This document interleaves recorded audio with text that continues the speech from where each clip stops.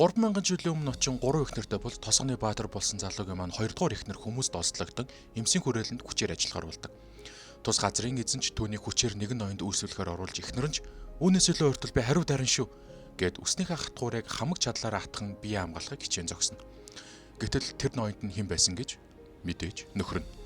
Эхнэрээ олзлогдсон явсныг мэдэж эмсийн хүрээлэнд ирж үйлчлүүлэгч авах дур эсгэн эхнэрээ аврах гэж байсан нь энэ. Эхнэрээ аварчхаад гараад явж байхдаа нэгэн илт нисэн ирж манай залуу хоёр туслах эхнэр нэгээд бүгд тус газрыг ажилуулдаг харал ямхаа бүлмэнд толгойлогч юм очно. Яа. Бас л тажиухан байна да.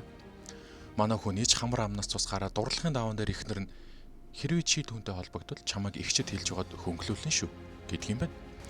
Тэгтэл систем нь гарч ирснээр эс зэрэглэн таашаалны объекттэй таарлаа гэж авдаг юм да. Түүн татагдах хувь нь 25 хүрвэл хүчээр холбогдох юм байна. Гэтэл манай хэдийг гарч явахад ил чидсэн энэ нэг илийн царайтай юм бол хажуунаас нь олон долоо юм ярьж түүнийг хүчээр өөртөө нэгтгэнэ энэ төр л гэж байна. Гол дүр маань хөнгөлүүлчихгүй тулд өөртөө дуртай болгож болохгүй тул шалиг зан гаргаж амжилттайгаар таалагдах хоног хацх руу оруулж чаддаг. Гэтэл тус бүлгмийн тэр хүн гэгдэх тач хүүхэн дэд ахлагч болон гол дүрээс асуулт асууж зөв хариулж чадвал асуудалгүй явуулаа л гэж байна.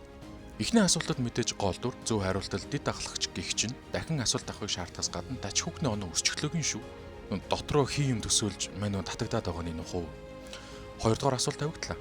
Мэдээж гол дүр маань ямар ч асуудалгүй хариулах бөгөөд ахлагчийн онооч яг 24 үрээд авдаг юм байна. 25 хүрчихвэл Батарааны хөнгөлүүлэх учраас шууд гарч явах гэтэл систем нь түүнийг зогсоож хэрвээ холбогдохгүй бол өмнө нь өгсөн бүх зэвсгийг хурааж авна. Ямар ч тохиролцоо байхгүй гэж хэлээд хөөхий залуу маань хаданд хавчуулагцах халууны зулцах шиг л болж байгаа юм. Тус залуу маань цаашиж яахыг мэдхийг хүсвэл та бүхэн 17 гэж бичээрэй.